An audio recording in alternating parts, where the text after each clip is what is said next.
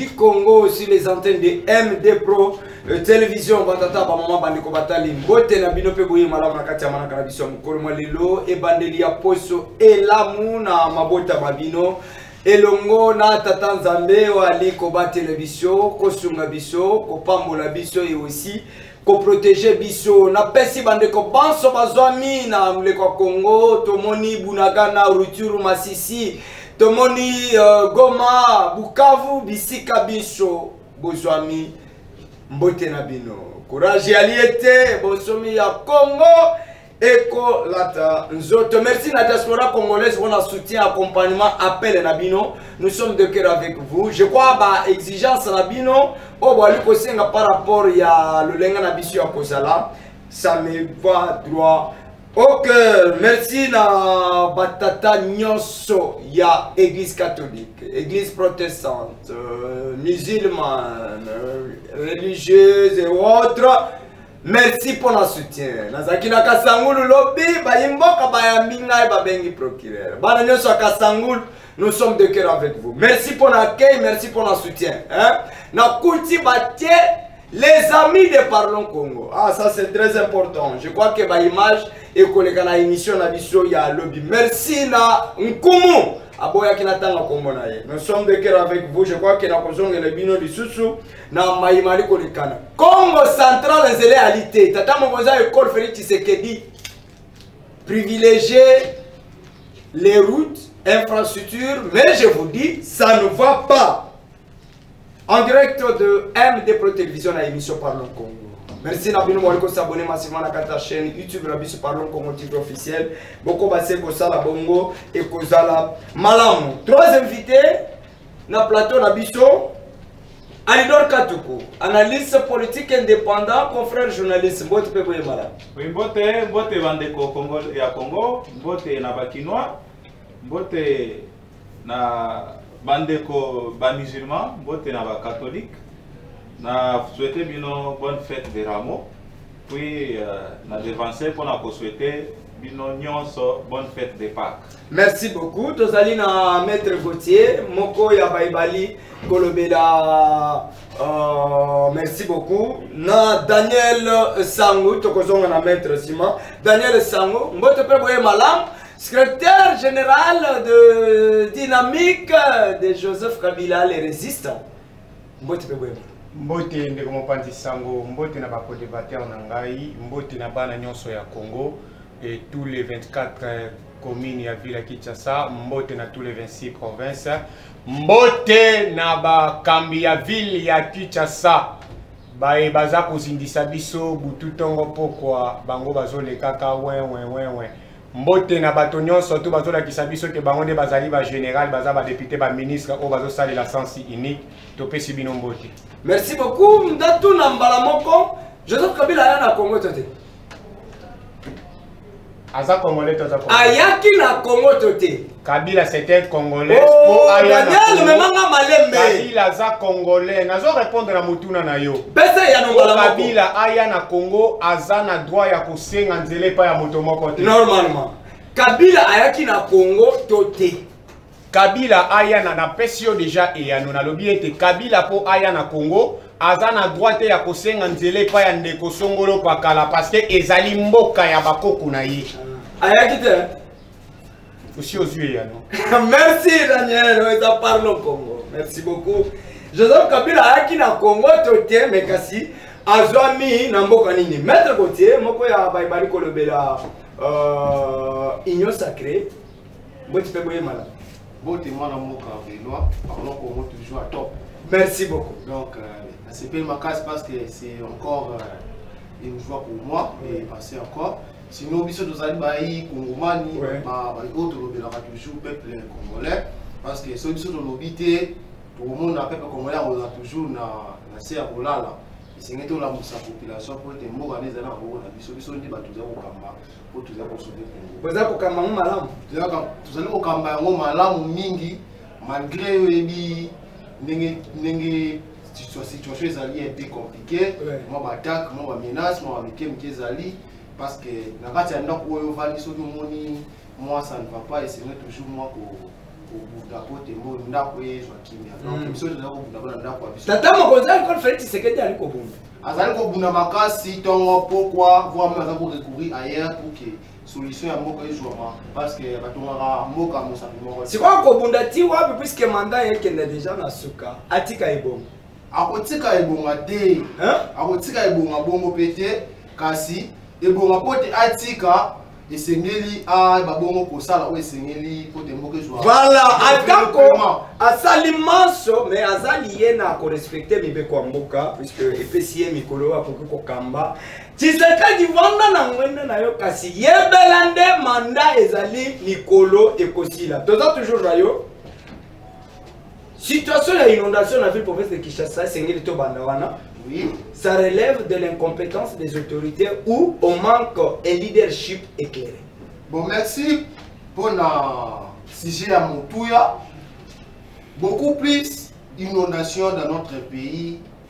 Ce que je peux vous informer, ce n'est pas quelque chose autre que les alliés cacapotent au monde à Manjili. Parce que les alliés situation non seulement là-bas, mais il y a aussi notre population qui a vivre bongo yango na ba commune mususu où nous avons mon appel na ba rivière Kalamu inondation au salema à tout moment parce que nous on dit souvent nous sommes là non pour applaudir même les méfaits même les désordres même d'autres constructions anarchiques mais on est là pour lorsqu'on constate qu'il y a ça ne va pas il faut qu'on se le dise voilà pourquoi nous avons voulu to senga na ba konzi et puis na baimboka babongo kobundela population pote makambo yango esila soki tokende na kote ya Manjili tokomona ezali eloko moko oyo euti na makanisi ya ba congolais te to pe ba kambite kasi ezali makonzi ya Nzambe mbula ebetaki nde esali ete kote ya ba Congo epesa retour na rivière Njili pour que epesa pe retour na bandako mais beaucoup plus osenga moni na ville province ya Kinshasa ezali ville moko ezali monene makasi. Ils avaient la commune et belé, tout ça, la division, la commune, la répartition. On peut même aller jusqu'à 30 communes. Parce que même à Malou, sur division, vous allez voir. Il y a une perspective pour le niveau, il y a la situation où tu vas vivre pour l'émergence de la vie. Sauf qui, nous condamnons au moins, la bisouata, des gouverneurs, dans la ville à Kinshasa. Des gouverneurs. Nana Tchelabi.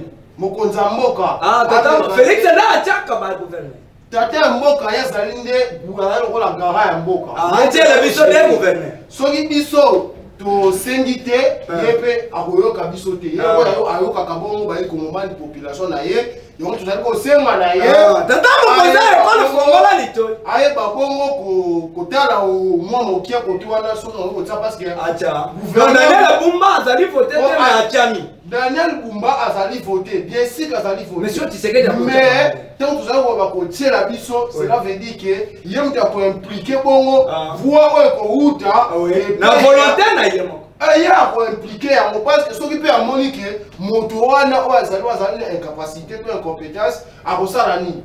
Akopesa pe ningisa oyo ya yese. Mais si on sala ba député provinciaux zani. Soki tata mokoza ekola koko kopesa biso de gouverneur na capitale. Mais ko ba député provinciaux ba ça moi tant na lobby yango ezali pour na nini côté procédure ya ko voter ba gouverneur to komona non seulement aujourd'hui même à l'époque il y a toujours les achats de voix. Oh nini vous voyez les achats de voix c'est-à-dire bato mosusu bazali kolinga kokama mboka po ya pote kosoma na nouveau pote bazali. Mais si on Daniel Bumba ko ya moni Daniel Bumba ba voter qui oui ba député provinciaux mais sous basement ya voix o ekendaki pas donner pour moi à Daniel Bumba plutôt to éviter si ezalaki par voie normale ou si ezalaki par voie d'achat. Voilà pourquoi pour ne pas condamner d'autres personnes, pour ne pas condamner ou soulever d'autres choses qui sont en cachette, moi personnellement je vais faire mon appel à l'autorité morale de voir comment est-ce que pourquoi la soulever pour Anna parce que personne ne directement na idée oyo tata mokonzi moko abimisaki mpo na révision ya constitution. C'est-à-dire tant que réviser constitution, vous allez voir qu'il y aura d'autres choses. Donc il y a la constitution, mais tu d'autres choses. Non, tu peux ça va être là. Non, s'il vous plaît, il faut pas s'il vous plaît. Oui. Bah on va soulever à moitié. Puisque le but qui est tata mokonzi d'abord les ans à prérogative na yé. S'il vous plaît, ce sont des députés provinciaux. Oyo baponaka gouverneur. Normalement, ndenge ya liwana, ça veut dire que na kosenga na yo. Puisque tata mokonzi ekolo anomaka ba ministre au niveau national. Si les autres décrit ya comme gestion, que ba ministre sous ba ko kate. Mais quelle sera la motivation sur tata mokonzi ekolo après si de gouverneur na capitale? Quand on a l'obité, tant on peut s'assurer des gouverneurs dans la capitale, on peut permettre de la équilibre et la gestion de la ville à Kinshasa. Donc change qui ça c'est lequel Daniel Boumana. Mais oui, il n'arrive pas à gérer comme il faut. Merci qui dit ça mon thème, intervention à eux il y a mon 2025. Merci beaucoup. Ah, parlons Congo n'engeza ko toka kitisa man. Kitisa on est là pour ça. Voilà. Alidor Katoko. De l'incompétence des autorités ou il n'y a pas un leadership éclairé. 5 minutes également. Merci beaucoup. Je pense que Oyoki Yomokondenge de la Union sacrée. Union sacrée de la nation. Akoki Koyebi Sabisote. Parce que Bazaka n'a respect à la constitution. Bango va mona que constitution eza ndako poko changer biloko à 4 ndenge yo lingi. Pour changer le pango tongin immeuble au sein ndenge lingi. On moni que abimiselo moko alobi ke ndeko Tshisekedi a nommé gouverneur. On mona que abazana respect atiele biso donc gouverneur ba komi ko tia ye ndengo lingi olamuki na tongo otie gouverneur. Na waye bisi ete boy. Ndeko Daniel Mbumba oyo aza gouverneur lelo na ville ya Kinshasa alekaki par achat de voix. Non, s'il vous plaît, vous n'avez pas de... Non, vous n'avez pas plus de députés provinciaux. Évitez les allégations. Je vais vous dire parce que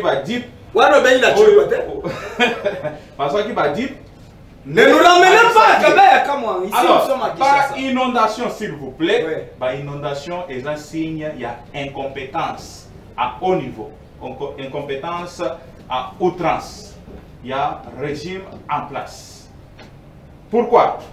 La politique tango de Tshisekedi a continué à pouvoir après ça projet de société. Oui. Daniel Bumba tango akendaki député provinciaux a présenté un projet de société. Au Bissoniosto a acclamé projet de société. Il y a Daniel Bumba. Mais ce qui est problème au Congo, c'est l'exécution.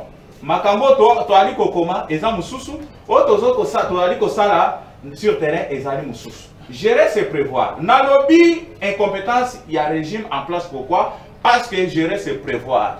Politique oyo bango batiaki sur terrain pour gérer ba inondation, to moni en côté exécution ya programme et réalité. Banzela tango tozalaka na époque ya Mobutu. Ba ko benga biso kin label. La poubelle. Nous sommes la ville la plus sale du monde. Non, c'est pas la plus sale. Non, la plus sale du monde. Là, la question pour un champion. La question pour un champion. Batouni, quelle est la capitale la plus sale du monde? Peut-être ça qui est Moussolo, pas bête. Non, pas ça Moussolo. C'est vrai, c'est vérifiable. Toi, tu as déjà vu un pays où il n'y a aucun projet. Je ne sais pas, ministre, il y a urbanisme et habitat.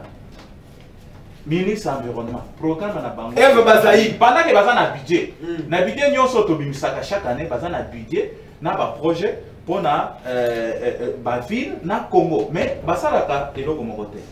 Alors, nde omoni lelo ba inondation ezo salema. Nazo tia inondation na mutu ya l'état. Rapidement. Pour na nini? Normalement dans un pays sérieux, dans une ville sérieuse, mutu akotonga pembeni ya rivière te. Na époque à Mobutu Bison Toyebi vers les années, je crois, 70, 80, na Ibandelwana, na place au Batongi, église à Shekina. Et ça qui est le côté. Parce que il y a des briques, moi, Bison Tozo ya banamike, Tozo mon brique. Tout au long, il y a na rive, il y a rivière Andine. Habitation, ils ont quitté. Et ça qui espace moko pour que rivière ait ses défoulacs. Ce qui est tondi, et ça c'est défoulé na ici quoi na. problème exacté. Mais na incompétence à bas dirigeant. Na lokoso. Bateki va fiche parcellaire. Na batunyo so bazal le nom ya fleuve rivière Ndili. Bazal na ba document ba fiche parcellaire. Na na pesi bango. Nani a pesi bango? C'est l'État congolais. L'État congolais qui était placé pour nous. Non, quand je dis c'est l'État congolais, même si Parce a hérité situation, a hérité situation à l'époque à Kabila, place mais Ndeko a sali remise et reprise na Ndeko Tshisekedi. Aïeba qui bien que bateki place one. Quelles sont les mesures au Azwaki? Aïeba qui bien que place one et ça la inondation. Mais où t'as côté 6 ans yangoyo? Et puis, nous avons informé de que Batikani a 2 ans. S'il dit que non, de quoi de Bango va gouverner. Mais Batikani a 2 ans. Calcul mental. Parce qu'il y a année à élection. Batikani a 2 ans. Mais Batikani, ça là, et l'autre côté, pour la place, ou bien que Zongi c'est la bateau. Bango, on a Bango, ou bien que Kenda Rocha, Bango, on a dit comme ça. Batiki Bango va s'inonder.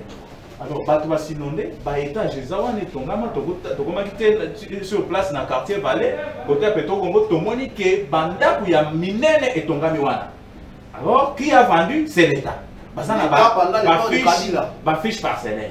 C'est pour cela moi je mets tout ça. Précisez que l'État va Kabila. Dans Tiango, dans Moutou, il y a l'État, il y a la succession du pouvoir, il a accepté cette charge-là.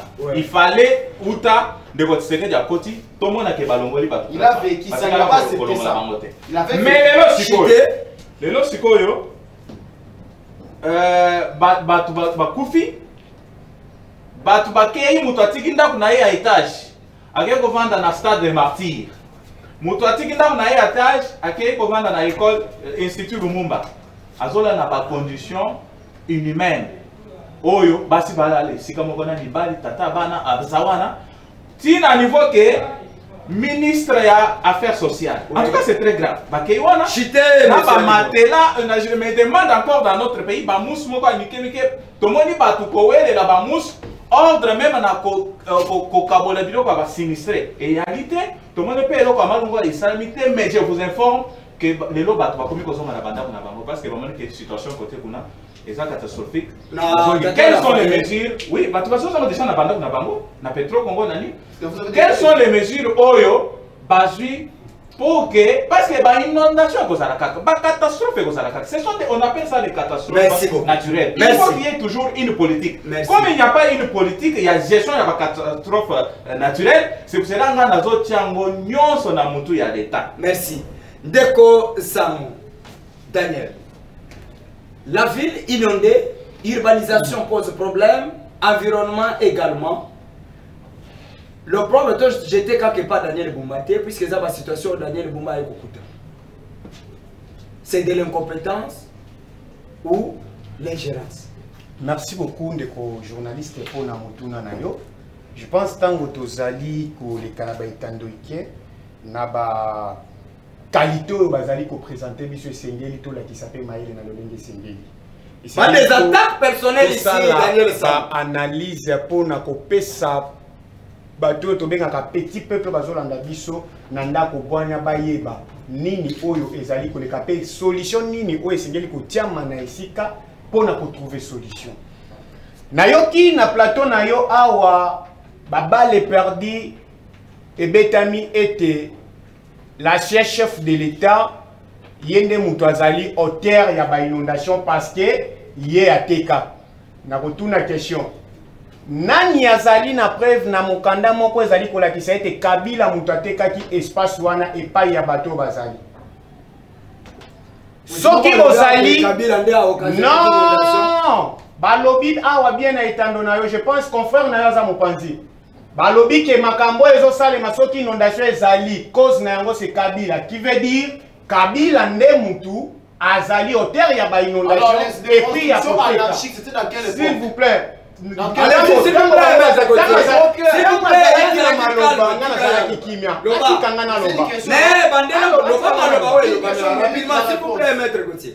Ville ya Kinshasa Toza na posa te ba nomele biso 5 gouverneurs, 3 gouverneurs, 4 gouverneurs pour ville bonga. Topé ville soit solution ya malamu. Toza ne na posa ya kozwa ba politicien conscient. c'est-à-dire bato bazali kotia manaisika totia bango teke na lié familial po ozwa ebonga esengeli oleka na ndaku na ngai okutana na mama na nga aepose yo maboko wana nde oleki badepute provincial ntango bamoni eke ville ezali kokoba kaka na bainondation basali mosala na bango kosengela mpo na kointerpele ndeko gouverneur ya ville ya Kinshasa aya koexplike biso pourquoi toujours bainondation mais namonaki ndeko alasaka opération tokosa peuple te ndeko alasaka opération awa oyo alobaka Kinshasa ezobonga Kinshasa ezobonga eza nde Kinshasa ya bapoubele Kinshasa ezobonga ezali nde Kinshasa oyo ya tracasserie Kinshasa ezobonga ezali nde Kinshasa oyo esengeli bato bazindaka. Ce n'est pas ça yango te soki bozali baekompeta bokimaka na nsima ya bakombo ya bato te Kabila tikeli bino mboka. Je pensais que pendant 36 ans bobunda na opposition tango bokozwa bokozala na projet de société moko ya motuya ya représenter na peuple bakomona ke te bato babandaki ko accuser batu boye na Mobutu bo accuser Mobutu akei boye epa ya Kabila bokosi peuple congolais bo traiter Kabila na bakombo nyonso Kabila kei botikeli bino mboka bokamba bozoko kokamba mboka te kaka kombo ya Kabila ekomi secret pona bino po botonga boye balolenge ni na ko détourner mbongo esengeli bocha kombo Kabila na kati po ba inondation esila esengeli bocha kombo Kabila na kati c'est-à-dire la kisi ke clé ya mboko po ebonga esengeli Kabila azonga kaka na gestion ya pays milinge esengeli Kabila azonga kaka po Kabila esengeli aya kotoba na makanisi na ye ya malamu na ba gouverneur na yo banda atiela kibiso oyo bakoki na mayele à chaque dossier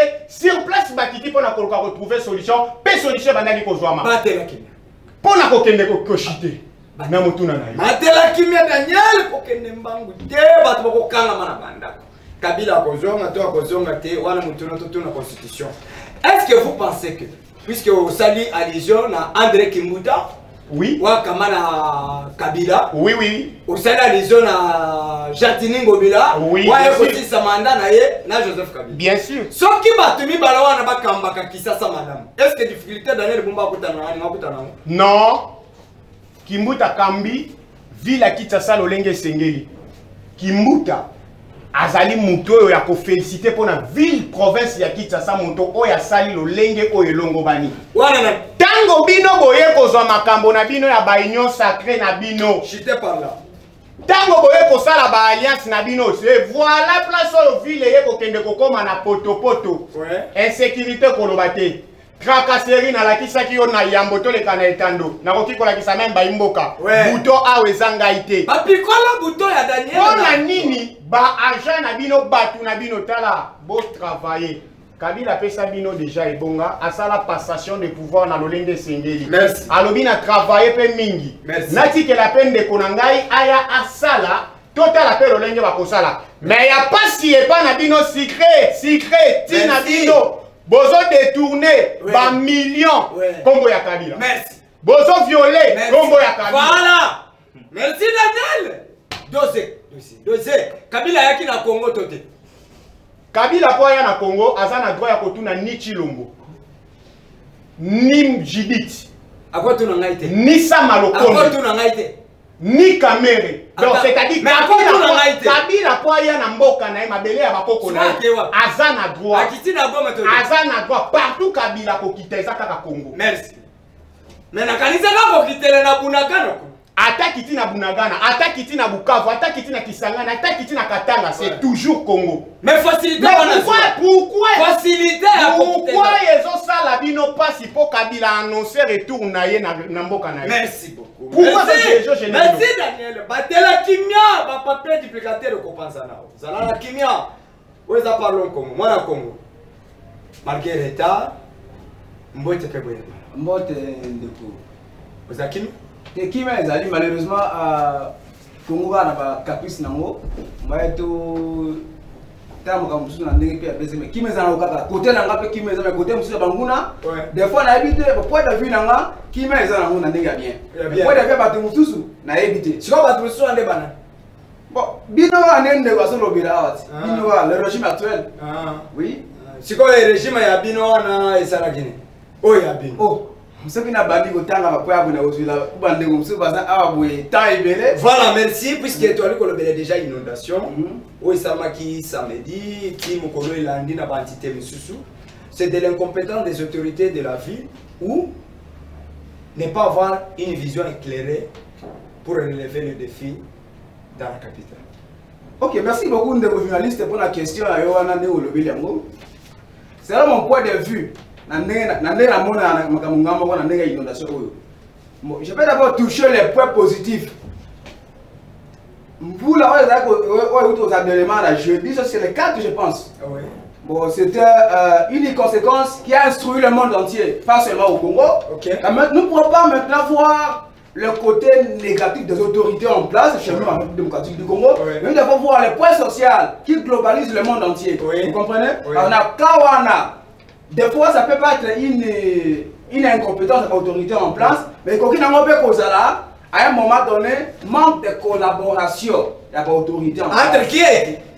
Bon, entre d'abord, dans un premier temps, si le point de vue ici à Kinshasa, c'est le gouverneur, le numéro 1 de la ville de Kinshasa, c'est le gouverneur. Oui. Le numéro 2, en affiliation avec qui? Le président Tshisekedi. Il y a un Makabatou. Il y a un Tchaba parce qu'il est électionné. Anomaka gouverneur, je suis moi-même témoin oculaire dans mon territoire à Lomé. Il y a nommé un député, je vous assure. Oui. Je suis moi-même témoin oculaire dans mon territoire à Lomé. Il y a des députés qui sont nommés. Nommés par que le régime actuel nomme les députés. S'il vous plaît, moi na Congo ma. Lembe pour que ne bangoute. Batu ba okanga mana banda. Mais s'il vous plaît, s'il vous plaît. S'il vous plaît. S'il vous plaît Daniel Malobeza na monoko na ye. Nous invitons des allégations gratuites. Oyo, ils ont posé un élément de preuve. Normalement. Tshisekedi ne nomme pas. Ce qui nous posé c'est que là, sur le lenga et salamaka. Mais sur le principe, les gouverneurs de nos provinces sont élus par les députés professionnels. J'ai une question. Excusez-moi. Na mandat à Kabila, on peut estimer de 2001 en 2018. On va comprendre. Il y a des gens qui ont été à Kinshasa depuis ces années jusqu'à aujourd'hui. Depuis quand inondation à Bongo, donc, étant dans le boulevard triomphal, état des Zinama na Maïkoé, Kalam, depuis quand? 2017. 2017. Pesaki na Bongo, boulevard, tout des immeubles par terre. De 2017 à maintenant. Na Banda 2001 à 2017, on a compris, s'il faut bien concevoir les choses, 16 ans, n'est-ce pas? Juste à la fin, il y a un mandat, il y a le président Kabila, n'est-ce pas? Ouais. Vers la fin de son mandat. Mais là, depuis il y a un mandat qui s'acquiert jusqu'aujourd'hui. Mon attends, il a naïe. Malin, mais tu vas flatterie. Oh! Tu vas la commis ça y est. Tu vas flatterie. Oh! Angela Mabé. Hein? Oh, pour nous encourager Mabé. L'encourager? Oui, oui. On a bien mon bâton. Oui, oui. Oh! Mais c'est son village, non? Non. Nous sommes au Congo. Tu sais que d'étrangers. On a ce pays. Tu sais que d'étrangers. Ah, Congolais. Ah. Tu sais que d'étrangers. Mais moi, maman, allez-y rapidement, Nazoya, oui. Oui. Bat. Batondi, Babé, Bakoufi. Il n'y a aucune poursuite. Malbosso. Pardon? Malbosso. Et ça va bien parler. On comprend. Je ne comprends pas qu'il y a 2017, mais comme ça, et ça là qui n'a pas comprendre. Mais cette fois-ci, les canards plus. Alors, que faire? Que faire? Pour l'instant, qu'est-ce fait? C'est le point de vue dans la ouais. Il faut environnement, il y a Kinshasa. Ouais.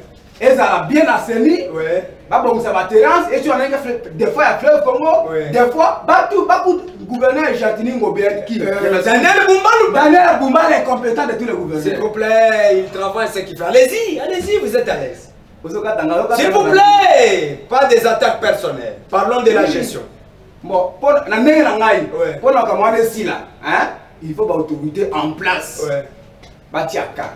Pas bon ça. Ici les Amabé, pas bon. Ici parce que les Amalam, appuyer, merci beaucoup. Merci. Sur ce plateau, on doit être très professionnel.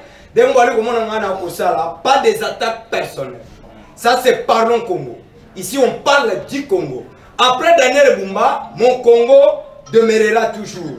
Après Daniel Bumba, makambo makokende ndenge elongo bani. Toi la maman na Congo. Alors?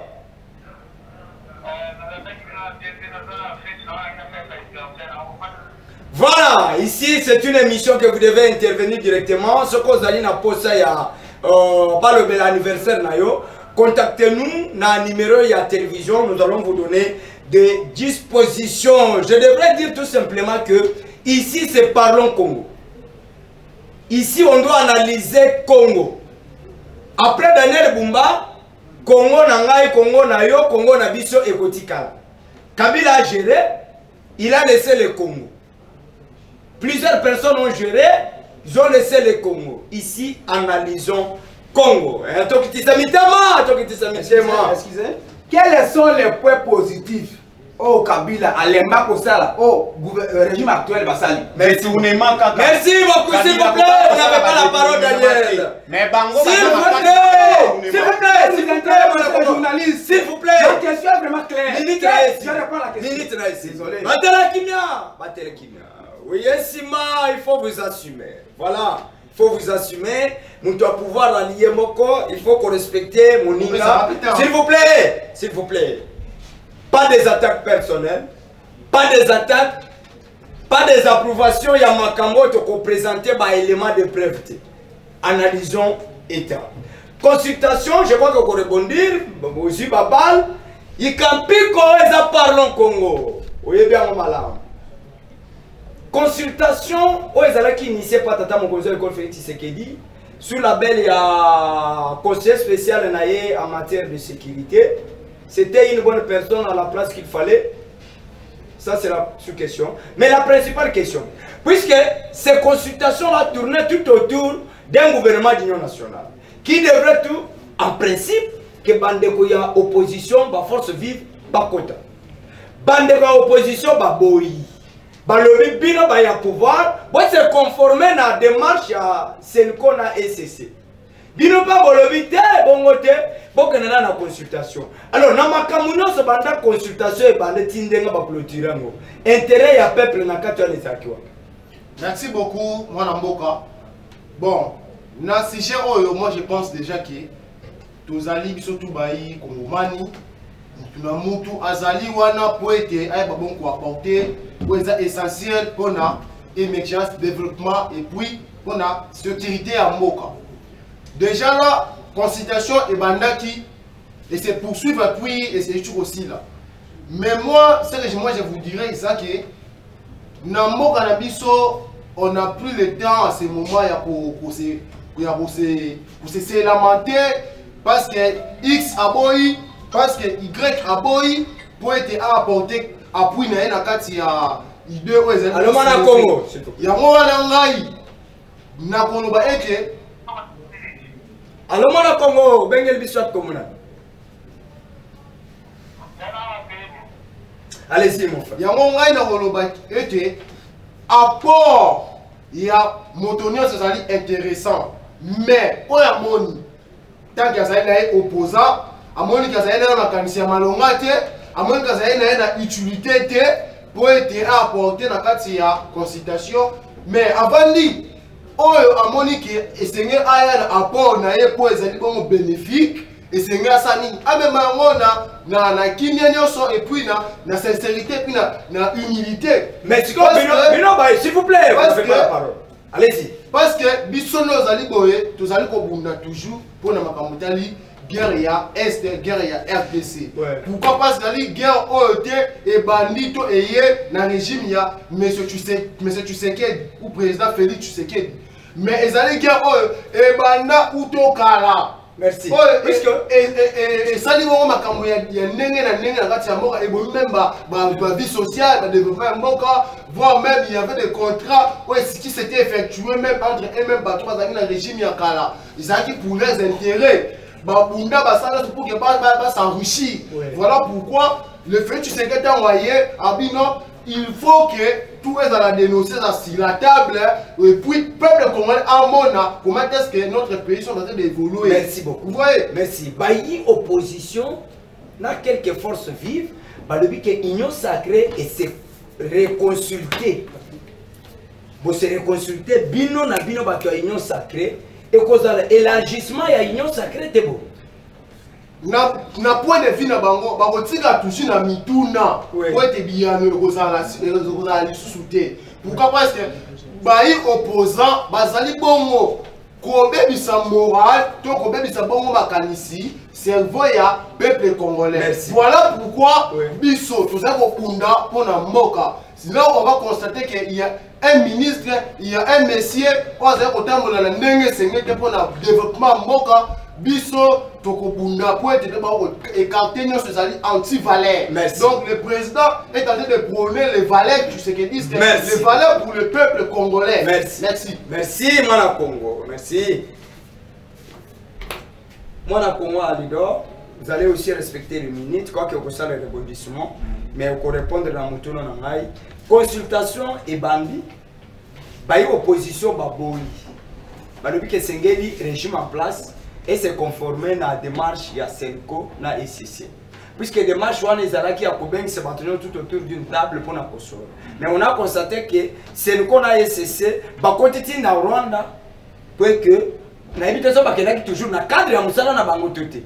Bakutani na qui Corneille Nanga na ba misusu ya M23. Mais quand on fait consultation et banditi ndenge esili plusieurs accords battus à l'Union sacrée. Sauf que j'en ai le PPO, il y a jeunesse à FCC, où ils ont qui peut consulter parce que ma consultante va me coloner. Alors, dans ma immense mali collecale, elles ont la démarche à Sénéco na FCC. Elles ont la consultation initiée par Félix Tshisekedi. Intérêt général, il y a peuple congolais à quoi. Voilà, merci beaucoup. Mais avant de répondre à la question, rapidement, d'accord. Nous avons une inondation pour couper sa solution. Tant que nous avons un plateau, il faut que nous proposer une solution pour que ça soit là. Je pense que nous avons un programme. Dans l'État à lutter contre la construction anarchique. Ce qui il faut tracer une norme na bisiko ba kotongate ba lutter mutoaka atonga na place akende azwa mukanda na l'État et puis ba limiter nombre ya banda par rapport à l'avenir ndaku ni lokotonga na avenir wana. Il faut l'État abenga na batu nyonso. Je pense que ça sera impopulaire mais pour na intérêt ya mboka na ya ville ya Kinshasa. Il faut pas benga na batu nyonso oyo batongi na le long ya ba rivière. Il faut pas benga na bango le long ya fleuve Congo. Il faut pas benga na batu nyonso wana. Ba pesa bango bisika mususu. Il faut pas canaliser ba mai. Ba canaliser ba mai nyonso ezo uta na banda ku soko ke na ba pays mususu même temps to voyage koza likolo na avion ozotala na se ozomona ndenge mai nyonso eza canaliser ti na ba rivière. L'État canaliser ba mai nyonso à urbaniser dans nos villes de Kinshasa. La ville n'est pas urbanisée. Nous voulons une ville urbanisée. Et puis, bataille de biso sous problème étali infrastructure routière. Et ça peut problème et poser problème. Non seulement problème il y a inondation, mais ça peut problème il y a embouteillage. Banzera exacté, ma isa canalisé des construction anarchique, des babylons ko ezo salake ni neza. Alors pour la programme et à gouvernement. Je pense que budget est allé.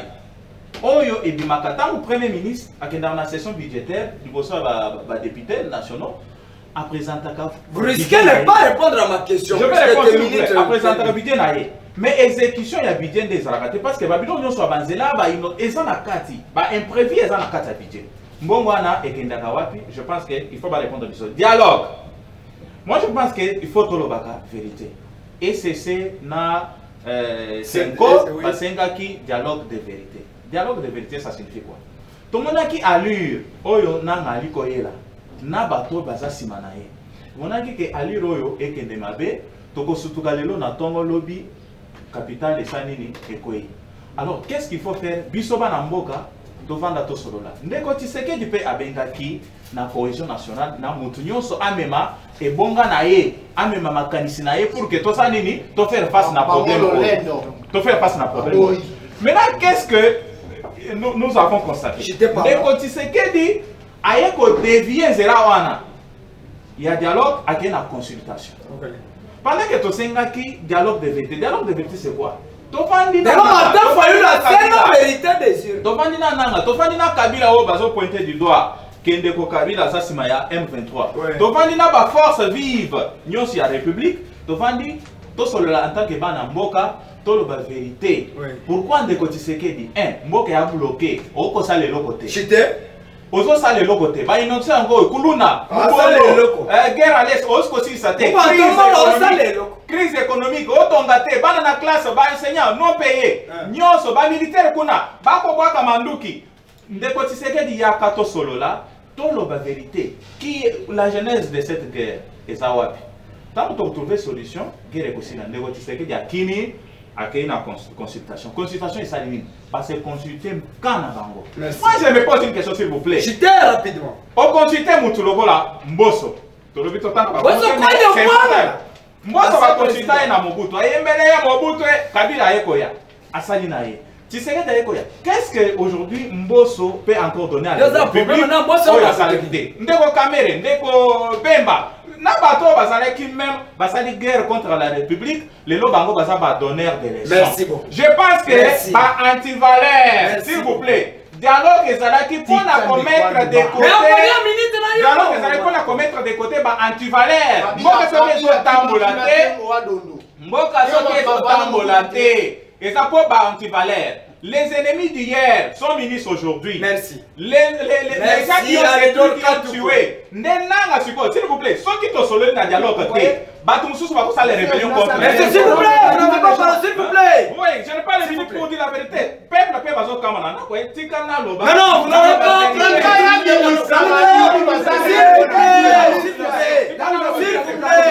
S'il vous plaît. Non, non, s'il vous plaît. S'il vous plaît, Mana Congo. S'il vous plaît. S'il vous plaît. Il faut s'il vous plaît, maître Gauthier. S'il vous plaît, maître Gauthier. S'il vous plaît. Merci, merci. S'il vous plaît. S'il vous plaît, maître Gauthier. S'il vous plaît, apaisez-vous. Apaisez-vous, s'il vous plaît. Ici, on analyse Congo. Tokoti que là, ndeko malobama sauter assis Makambo. Mais il faut maintenant montrer sa parole puisque l'émission, il faut ici le rendre antenne, mais mobiliser à cause de la cima. Ndeko Daniel Sam, je crois que vous allez faire de même. Consultation, enfin, on constate que Bino na opposition, bokéité. Vous serez un régime en place, va se soumettre à l'obligation il y a Sénéco. Chose qui n'était pas acceptable, mais consultation ici. Que pensez-vous? Merci ndeko journaliste pour la motuna yambona répondre à la motuna na yo permettre ngana lobela le cas de notre camarade l'excellence Moussa Mondo. Moussa Mondo, oui, qui pêche toujours en prison. L'initiateur de G5 UPPRD, Moutoaz Ali, chef direct. Je pense que le camarade Moussa Mondo azako subir justice, injustice moko na kati ya mboka na biso. Nandimite ke na kati ya mboka na biso justice eza na ba norme na yango lolenge sengeli. Na premier degré ndeko Moussa Mondo akangamaki lokola moyibi. Ba respectaki te même ata statut na ye ya ancien vice-ministre d'État ya hydrocarbures. Bakangi ndeko Moussa Mondo na hôpital azobima na bureau ya médecin pa kende et kotala mwasi na chambre ya Zaraki. Bazwi ndeko Moussa Mondo bamemie kokende kosambisa ye procès oyo ezalaki su ya 35 minutes. Na sima wana bazwi ndeko Moussa Mondo ba condamné ye kaka le même jour. Procès esili ebandaki na 45 esili na 1 na 0 heure. Ba interpeller ke pone. Ba interpeller ndeko Moussa Mondo ba accuser ndeko Moussa Mondo ke ndeko Moussa Mondo abomaki mwasi na ye. Mais toye komona s'il vous plaît ndeko journaliste tikanga na maluba. Rapidement. Toye komona papa oyo aboti mwasi. Ye moko na kobima na ba témoignage. Mutu moko ta kondima ko perdre mwana na yepe aya ko témoigner mwana ndeko mususu. Merci. Ndeko Moussa Mondo ba juger awa na Kinshasa. Jugement ya kobima ndeko Moussa Mondo ba condamné ye na boma. Quelle honte! Merci. Quelle honte! Justice congolaise. Voilà tozo senga ba libérer ndeko Moussa Mondo. Botika kokende na ba guerre na bino bozana yango wana ya CNC. dossier c'est clair. Papa s'y a déclaré. Beau-père, beau-fils naé Aza innocent. Merci. Beau libéré. Merci. Bon, on a beaucoup de cochiter la question. 20 secondes à rappeler. Au Tuningaï. Neko kozwa maloba maître. Kozwa maloba naé ne bandeli. Aloba qui était chef de l'État pour a trouver solution ya guerre ya Est azali ko recourir libanda ya mboka. Ndeko sengeli oyeba. Solution ya dossier ya biso ya Congo ezwami libanda mboka teza na kati ya mboka na biso. Nako soutenir tezi ya ndeko oyo azali na loboko na ngai ya mobali. Esengeli ba Congolais nyonso bazonga na mesa. Merci beaucoup. Tolobela na likofi onga na betaki ndeko. Ebandaki lolenge nini? Pourquoi na silikaki na beti ndeko likofi? Vérité esengeli sala nini? Ebima na mesa. Pona koloba ete bitumba oyo bandaka la bien sûr bitumba bandaka la. Goma wana na ebike na tabiso tozalaka na gestion PPRD Goma ezalaka occupé mais pas les ndenge comme il est au début de mois de janvier. Ezalaka rien que 15 jours. Soki batu bakota les soki ba généraux ezali MXN mutoya na bango là je te dis. MXN aye na ye oyo ye ayaka na bango voilà nde aya na mixage et brassage na kati ya mboka oyo na armée. C'est les Jean-Pierre Bemba qui est l'auteur. C'est les Jean-Pierre Bemba qui est l'auteur. En 2011, en 2011, Bemba était là, mais ah voilà, au moins il va arriver à la vidéo. Bon, c'est la caractéristique solide était. Le guerre, ceux qui mixaient et brassage de côté na armée congolaise. Avec des papas qui Mouto ya yana. Mais c'est ce qu'on va papa Tshisekedi. Mais hier c'est la canasima ba rebelle. Messieurs, il faut bien. Tant RCD tant RCD bazwaka kisangani. Papa était na salakani. Nous avons les images messieurs. Merci beaucoup. Papa était na keri pona koyama ba rebelle. Pona kokende ko offensité ba rebelle. Merci beaucoup. Bino bato ino esengeli ko quitter mboka oyo. Bino esengeli ko quitter mboka oyo. Merci beaucoup. Merci beaucoup. Merci. Merci. Oui, ça parle Congo. Merci beaucoup. Merci. Merci. Apaisez-vous. Bana Congo. Apaisez-vous. Apaisez-vous. Boswani. Bopotani. Souci ezake. Biyanu ya solo. Et zo mana mitona na biso. Merci. Merci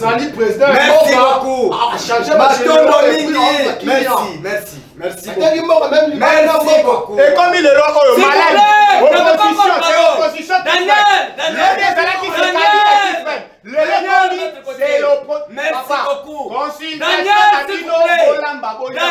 Opposition. Merci beaucoup. Problème s'il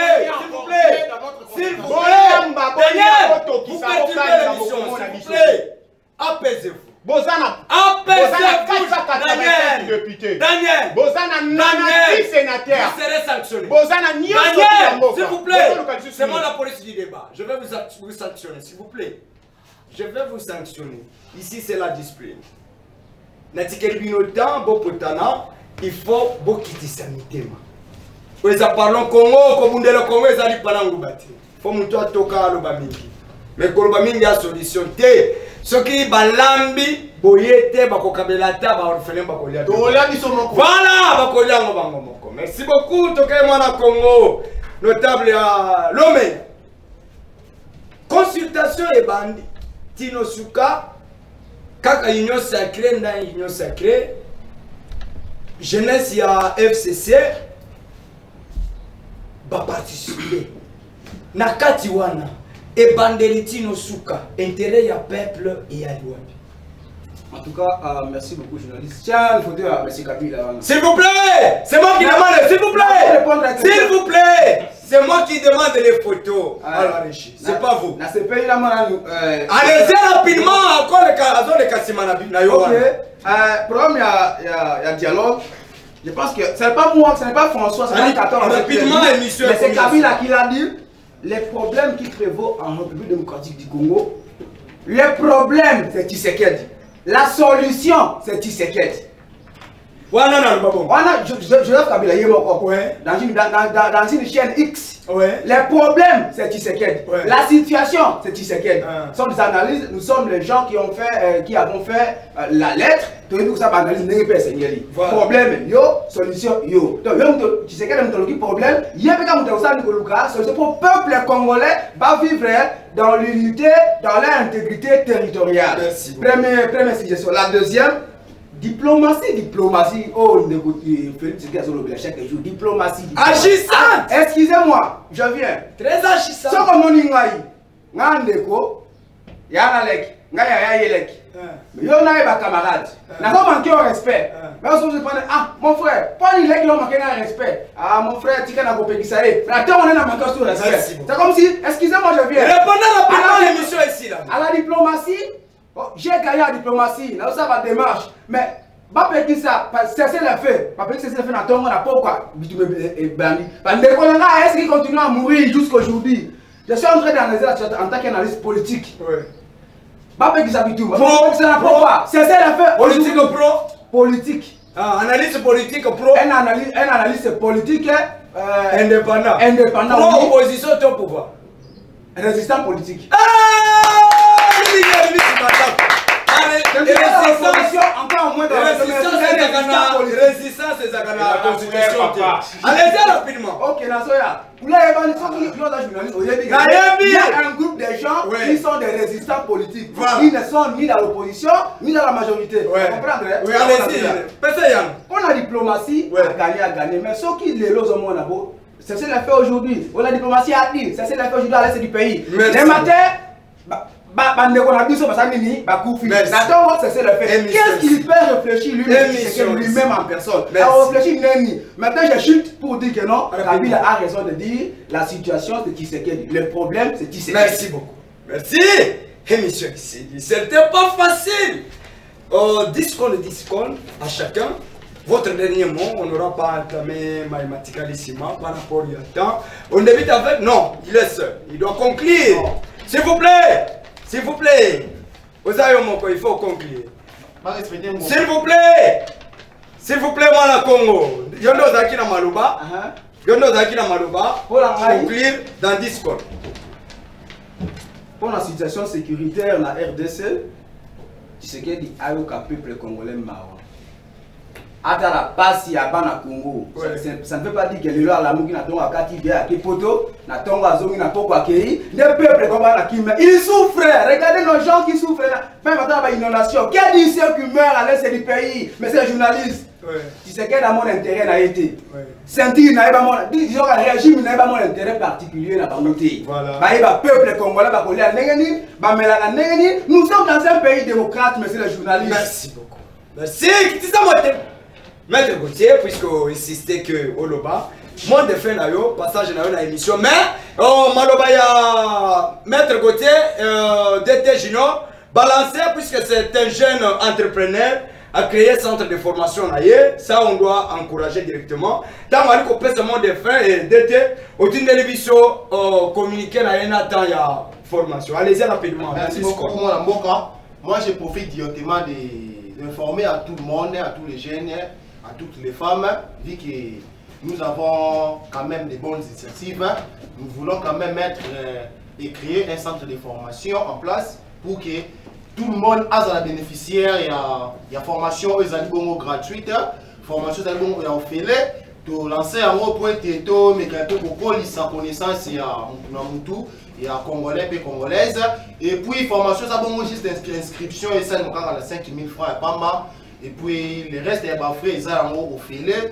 Baya, tout le monde na ville à Kinshasa tout a se présenté dans siège na biso za pour tout centre na si avenue Mopono numéro 19 na quartier Kimbangu na commune ya Kalamu juste so commune na Mariano en 20 mètres au sango kibima na point Kalamu komona hôtel moko za flat hôtel ezali na komo ya hôtel Asili. C'est quoi financement aux élèves? Financement na suite et pas à moto. Politicien mokote, entrepreneur mokote, appelé Singaï, moi moko, nazali bongo ko l'idée, na ba propre, s'il vous plaît, na propre moyen na ngai, pour nous soutenir bongo chef de l'État, s'il vous plaît, il y a mot de fait, s'il vous plaît, pour soutenir bongo chef de l'État pour nous donner la création d'emploi, ça vous gêne, pour créer un emploi, par rapport à la connaissance européenne, ça, de rendre bongo indépendant. Et puis pour clore, je dirais que ma inondation, l'un de nous, azali bongo porte-parole ya structure de communication Sentinelle de la République. Moi, la moka Vini Kasongo. Je salue en passant. Azali victime de l'inondation, azali côté ya Shekina. Vu que zaki bongo marambo ezali bongo ya mbula ekwayaki tobaki kabine koyate. Bon, to pesi faut ça m'a mokote mais to resengaka na mokonza mboka atala kaba Vini Kasongo, moi-même je viendrai chez vous. Fils du pays. Donc à part ça, na pesi vraiment monte na baï Congomane depuis na tout le monde oza wala na biso. Merci beaucoup. Puis na ba invité nyoso. Ba tout ba oya ko na centre de formation va assurer que formation za bongo professionnel. Merci beaucoup. Merci beaucoup Mana Congo. Ça on doit soutenir, c'est un jeune investisseur aliko buna moyen de bord. Pendant que yo zo kambongo banoma yo obima au lieu de créer investigation ba jeune ba ya. Au kota na ba province misus au créer centre de formation ba imbo ko ba ye ko le misala yo que ça le parti politique. Quand tu connais comment le laissima ba poste. S'il vous plaît, oui. On va passer même à nous contenter, je crois que ça doit passer. Atalinga papa ou atalinga qui n'a créé parti politique. Au bani la structure de l'homme comme la parti politique. Talo jeune. Azana momo ko le gaya yote. OK ça le parti politique le loza na union sacrée, le loza na PPRD. Tata moko lokola aussi ça va parti. Mais bon aussi ça va parti lokola. S'il vous plaît. Lokola na kisasa nengo bali komela masanga na terrasse on dirait qu'on a bâti mungo côté Mayapio. Voilà. Allez donc quand tu votre dernier mot. Voilà, merci beaucoup. Je pense que Antivaleur est commis et atteindre un niveau élevé. Na mboka et régressé makasi. Je pense qu'à un certain temps, biso bajen na peuple congolais, il faut prendre l'histoire en main. Pourquoi? Si nous attendons que de ces politiciens, pourquoi les mêmes figures depuis Mobutu, comme ministre, Bazaki rebelle, alors il faut comprendre que ce qui est total, les politiciens, les lois à l'obiboye, l'obi a commis merci beaucoup. Avenir et la jeunesse, merci. Merci. Moi, Congo, Daniel, votre dernier mot rapidement. Merci beaucoup. Merci na ba co-débatteur na ngai nyonso. Merci pe na mopandisa pour l'invitation. Merci pe na bato nyonso bazolanda biso na ba etando ike na bango. Et nazo lancer message na jeunesse nyonso tout. Structure na bino dynamique de résistance de Joseph Kabila. Porte les apolélés.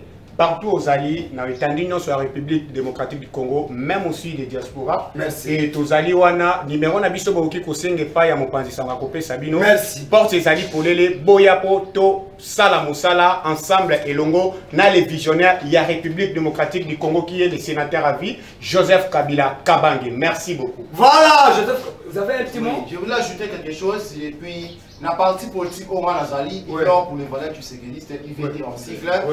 Donc je vous signale s'il vous plaît, en tant que président du district de la Funa, on avait quand même on avait rendu hommage à notre camarade Ouati Kabiso na Mokolo Chukoleka. C'était pour hier de rendre bon hommage na Canada. Merci. Et puis remerciement vraiment s'il vous plaît, monsieur Moral Nabiso, président José Kala qui est premier vice-président. Merci beaucoup. Merci monsieur Sili. Merci beaucoup Banamboka. Natoli Bino Botoni pour la boyer. Merci. La fête Bino merci puisque vous ne cessez jamais. Merci beaucoup. Bon constat l'émission honneur. Merci na bande sur la émission Mukolo Malelo. Rediffusion ya émission la biso Zali toujours Mukolo Malelo à partir de 22h30 sur MD Pro Télévision. Papa Banda Mobutu, Laurent Désiré Kabila, Félix Tshisekedi, Joseph Kabila bakonsulta kayo. Après Thompson na Zamba et ça a date d'expiration. Pas ni yozo expiré. Émission ici. Azali pacificateur. Alamalia.